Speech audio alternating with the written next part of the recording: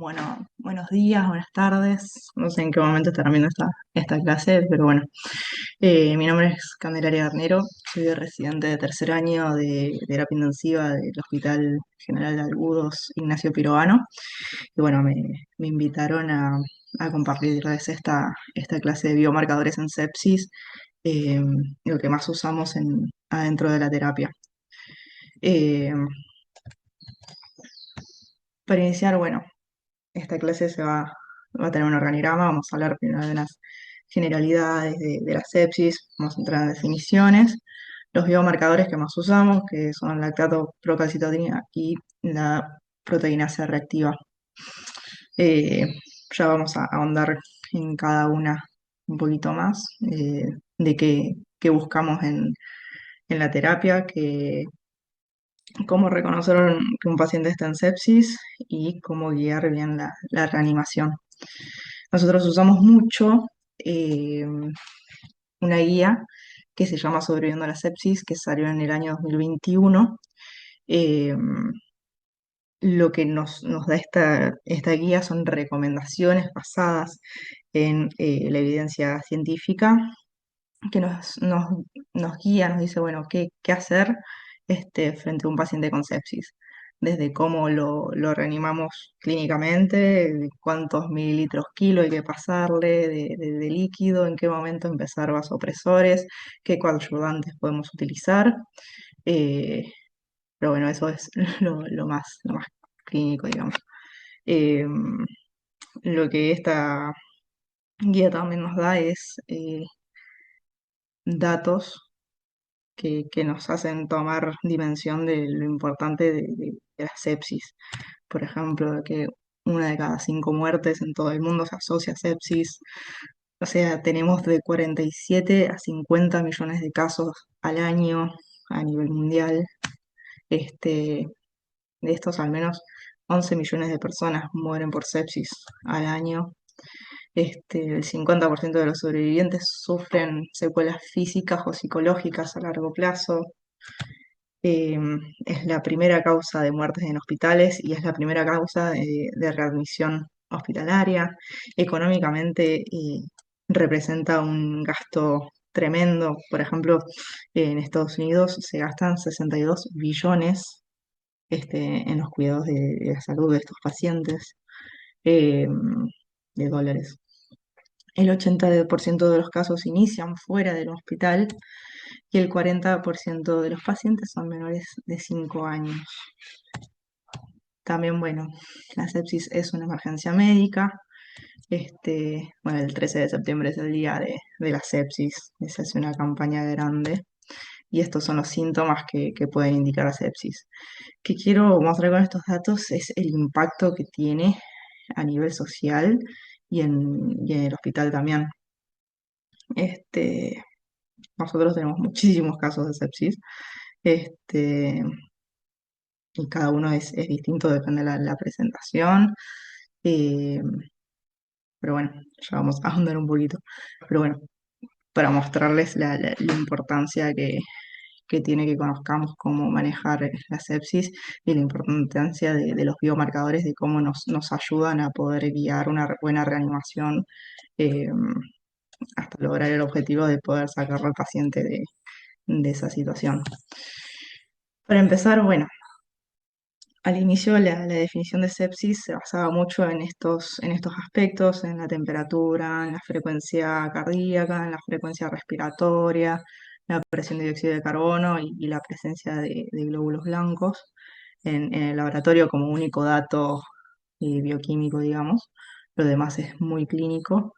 Eh, con esto vieron que eh, se incluían muchos pacientes que en sí no tenían, no estaban cursando una infección necesariamente, entonces no era muy abarcativa esta definición.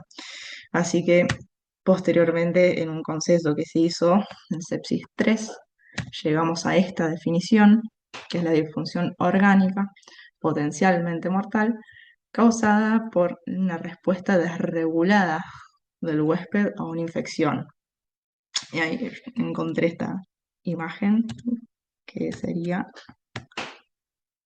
un misil apuntando a una hormiga, eh, que es una respuesta del huésped. Tiene, recibe como que ya está, veo que tengo una infección, bueno, la ataco con todo lo que tengo. Entonces, por eso la respuesta es regulada. Y vamos a desglosar un poquito la disfunción orgánica, cómo lo podemos ver. Es el aumento agudo del score SOFA, que ya lo vamos a ver bien, como consecuencia de la infección.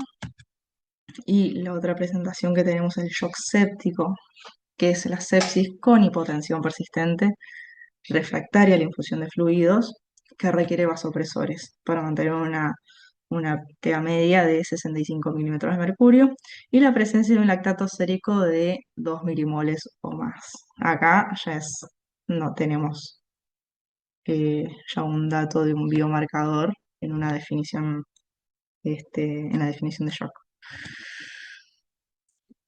Bueno, para contarles un poquito eh, la presentación clínica a la que nos presentan que presentan los pacientes, tienen la liberación de mediadores que nos lleva a una disfunción vascular periférica mediante la vasodilatación, vasopléjico, ya puede ser arterial, con hipotensión diastólica y sistólica.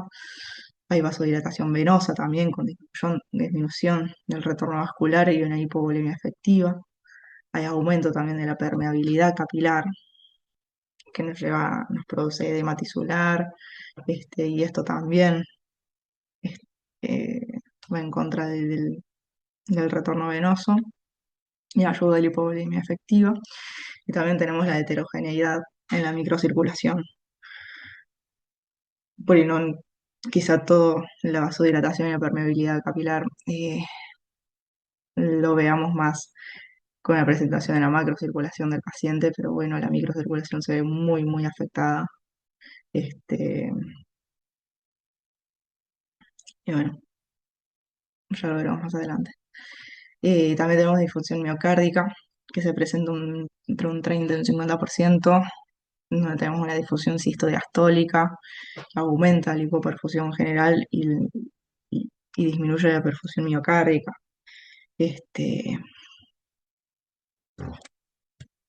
Acá tenemos, como decía, el score de SOFA. Eh, Hubo una actualización este año, hace muy poquito, muy, muy poquito, donde, bueno, tenemos en cuenta 6 sistemas y le doy una puntuación de 0 a 4. Desde la evaluación neurológica, tenemos en cuenta el score de Glasgow, que va de 15, donde está alerta, a 13, 14, o uso de fármacos para el delirio, ya te da un punto. Un Glasgow de 9 a 12 ya te da 2 puntos. Un Glasgow de 6 a 8 ya te das 3 puntos. Y bueno, de 3 a 5 de Glasgow o la ausencia de una respuesta motora ya te da un valor superior. Desde lo respiratorio, eh, acá ya entramos en con algunos marcadores que podemos ver en el laboratorio.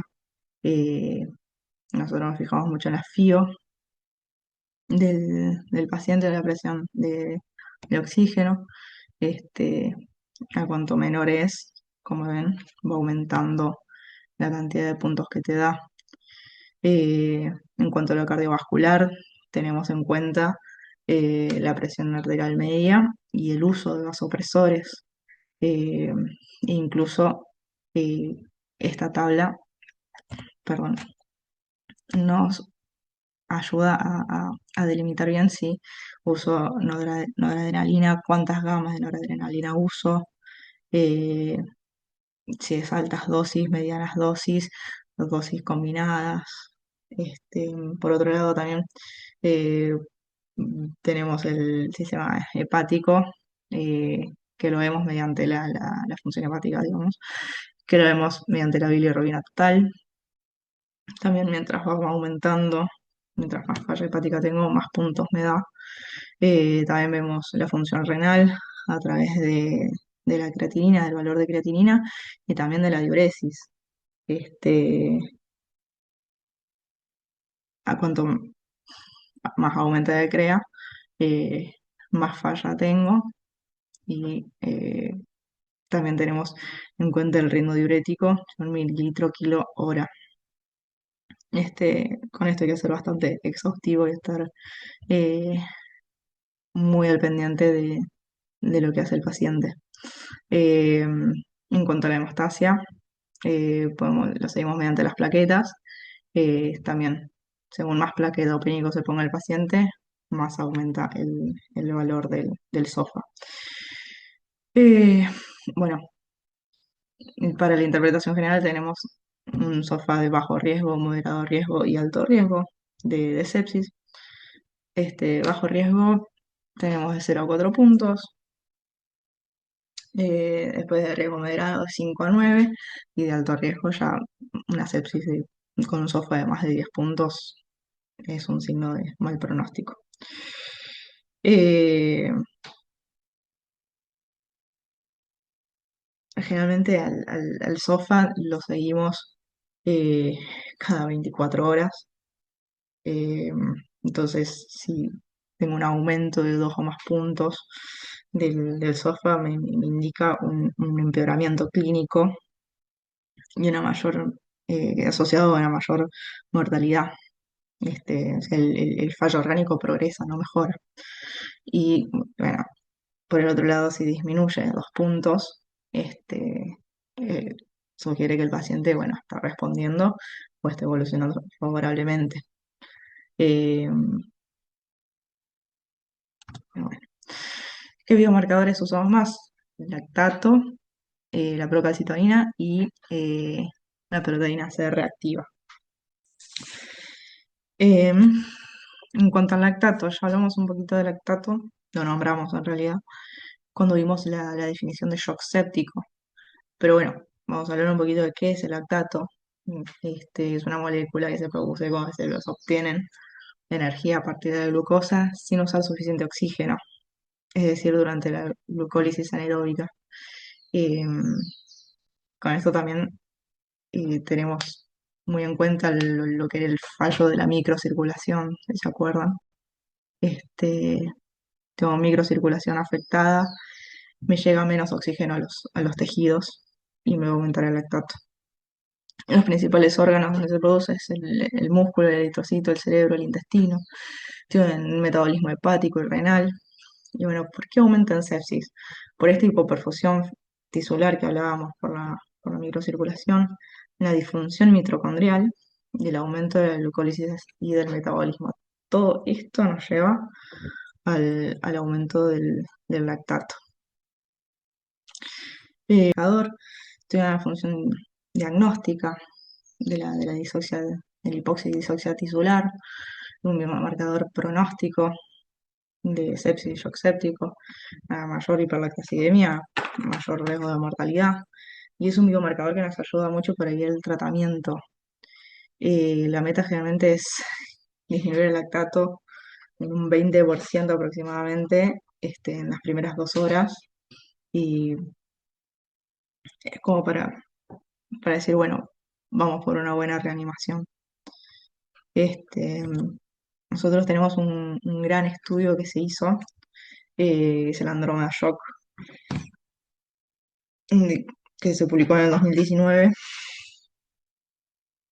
donde se compararon dos estrategias de reanimación en pacientes con shock séptico.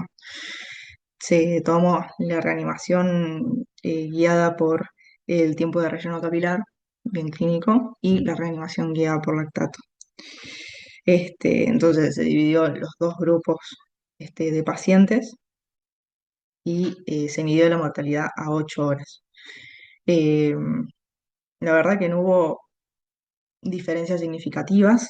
En realidad el P del estudio no fue muy significativo, pero sí se vio que, digamos, los pacientes que fueron reanimados según el relleno capilar, les fue mejor que los que fueron reanimados según el, el seguimiento del lactato diario. Eh, lo que nos lleva a pensar que a ver, no tenemos que reanimar solamente un paciente por un biomarcador, sino que, bueno, siempre la clínica acompaña, generalmente la clínica es soberana en estos casos, entonces siempre todos los biomarcadores nos acompañan. Eh, bueno, acá tenemos un cuadro que nos ayuda a relacionar eh, la concentración de lactato, el uso de vasopresores y la mortalidad.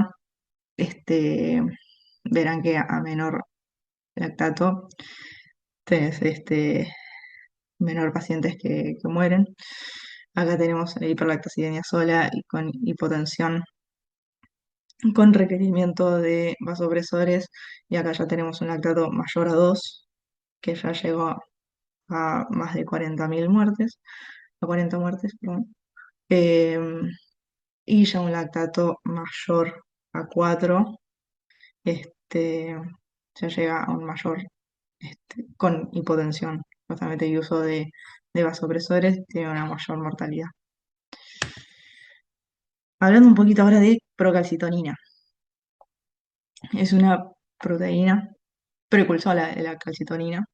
Generalmente se produce en las células C de la glándula tiroides y participa en en el metabolismo del calcio. Esto en condiciones normales, condiciones de su concentración en sangre es baja, pero la presencia de infecciones bacterianas graves, o sepsis en este caso, lleva a que muchos tejidos comienzan a secretar procalcitonina.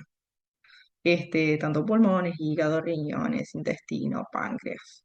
Todo esto por efecto y estímulo de las citoquinas inflamatorias y las toxinas de la bacteria. Acá, bueno, tenemos un gráfico eh, donde podemos ver bien cómo es el comportamiento de la procalcitonina, eh, cómo es la concentración a lo largo del tiempo. Tenemos un pico cuando inicia eh, la infección, digamos. Inicia la infección, inicia el aumento de procalcitonina, llega un pico entre las 12 y las 24 horas. Y acá lo más importante es que en el caso de que no tengamos un buen control de la infección, los valores de procalcitonina se mantienen elevados. Y en el caso de que, bueno, tengamos un buen manejo de la infección y un tratamiento efectivo, debería iniciar su descenso. Este, si desciende menos del 80% desde el pico, eh, tiene hasta un 20% de mortalidad. En cambio, si desciende el 80% desde el pico, eh, ya la mortalidad disminuye al 10%. Eh, Siempre nos ayuda como guía para ver si estamos llevando una buena reanimación del paciente eh, o no. Las funciones de la procalcitonina como biomarcador, bueno, diagnosticar las infecciones que sean de origen bacteriano, diferencia mucho de las virales, ya que en las virales no suele aumentar la procalcitonina, evalúa la gravedad de la infección, este, y nos ayuda a monitorizar la respuesta al tratamiento antibiótico. Este, Tengamos en cuenta que no todas las infecciones bacterianas elevan la procalcitonina, así que no me puedo valer del valor de procalcitonina para iniciar un tratamiento. Este, Además, es un marcador que puede aumentar en otras condiciones, como un shock prolongado, un trauma severo, en cirugías mayores. No siempre me aumenta solamente la infección. Acá tenemos tres artículos que ayudan, digamos, le dan puntos al uso de la procalcitonina, más como eh, para guiar el tratamiento antibiótico. Por ejemplo, tenemos el PROATA del 2010, donde se redujo el uso de antibióticos según el seguimiento de los niveles de procalcitonina, sin aumento claro de la mortalidad o efectos adversos. Este, el Substop Antibiotics también demostró que se acorta significativamente la duración del tratamiento antibiótico en el grupo guiado por procalcitonina. Este fue del año 2026. Todo en pro también de ahorrar en antibióticos y de no exponerlo al paciente a, a un tratamiento prolongado que pueda ayudar a la resistencia antimicrobiana. Eh, y también, bueno, en 2021, la mención que hace sobre la campaña sobre la sepsis es que eh, es de el uso de procalcitonina junto con la evaluación clínica para iniciar la terapia antimicrobiana. No me puedo guiar solamente de la procalcitonina. Bueno, por último tenemos la proteína C reactiva, que es una proteína de la fase aguda, que se sintetiza generalmente en el hígado, este, que después del estímulo séptico inicia, inicia su aumento a partir de las 12 horas. Eh, Tenemos que tener en cuenta que no solamente necesita un estímulo séptico para aumentar, puede ser traumático, quirúrgico. Este es otro biomarcador que se usa para la monitorización de, de la sepsis. Eh, sí tiene en contra que tiene una vida media muy corta y las oscilaciones que tiene a nivel plasmático no es muy favorable para su uso en la práctica diaria. Eh, Hay nuevas guías que para el diagnóstico del tratamiento de neumonía comunitaria, por ejemplo, nosocomial y asociada a la ventilación mecánica, no recomiendan el uso de la proteína C, este, asociada a la evaluación clínica para el diagnóstico y el inicio de antibióticos. Pero sin embargo, otros estudios observacionales eh, hacen una asociación significativa entre los niveles séricos de la proteína C reactiva y el inóculo bacteriano. Este, este es un biomarcador que quizás no usamos tanto y quizás yo soy más al inicio para reconocer, bueno, eh, tengo inflamación, tengo un biomarcador que me indica que tengo inflamación, pero eh, no tiene mucho peso para el manejo en general. Eh, en lo personal no lo uso, no lo uso mucho, pero bueno, es un dato más que suma para el tratamiento y el manejo de los pacientes. Pero bueno, con esto terminamos. Siempre tenemos, bueno, nosotros en cuenta que la clínica es soberana, los vivos marcadores siempre nos acompañan, nos ayudan. Eh, Personalmente siempre usamos mucho lactato para guiarnos la reanimación del paciente. Y bueno, el trabajo de ustedes muy importante para todos nosotros y para los pacientes. Eh, pero bueno, espero que les haya sido útil la información y bueno, cualquier cosa dirijan las dudas que me van a llegar. Bueno, muchas gracias.